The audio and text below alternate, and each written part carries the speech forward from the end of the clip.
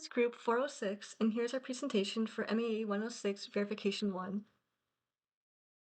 First is the mechanical verification. Here's the CAD model of our robot. The components in this model include the Arduino, breadboard, servo motor, piston, solenoid air valve, tire, pneumatic tubing, battery, and roller blade wheels. As you can see in the drawing, the robot fits within the 12-inch cylinder limit, and the distance from the ground to the center of the tire is 16 inches. For the robot's propulsion system, we decided to utilize a hopper, where the piston is fired at an angle towards the ground, propelling the robot forward.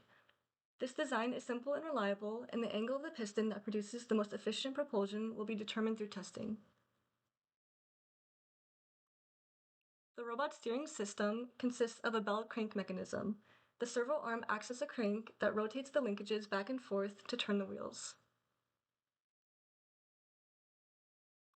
Moving on to electrical, this slide presents the wiring diagram of our robot, showcasing key components and their connections, essential for understanding the circuit's overall functionality and ensuring proper alignment.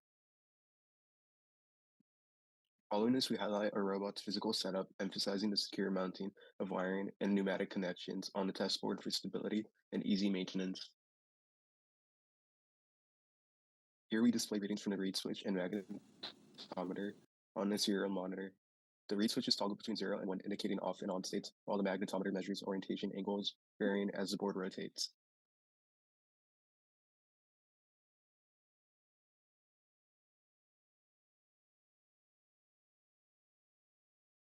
Here, our battery setup powers the Arduino, solenoid, and servo, enabling our robots to sweep the servo and periodically actuate the solenoid and the pistons linked and ready for operation.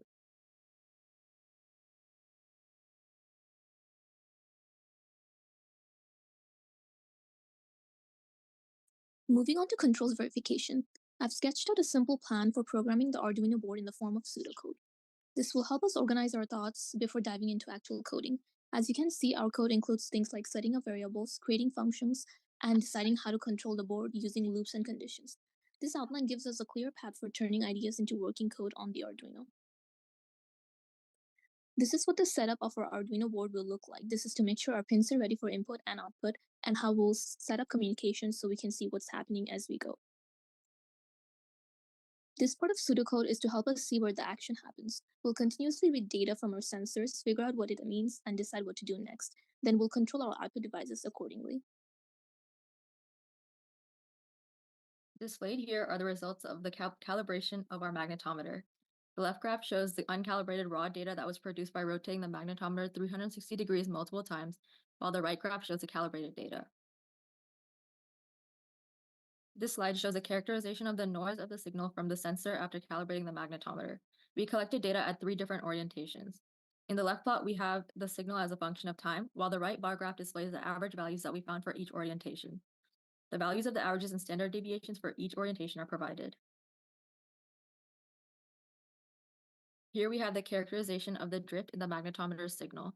The signal from the magnetometer was taken every 10 minutes for an hour-long period, and we have the data displayed in the scatter plot. To characterize the position accuracy of the servometer, we measured the difference between the reference angle, which was set using the Arduino, and the measured angle, which was outputted by the servo arm and measured using a protractor.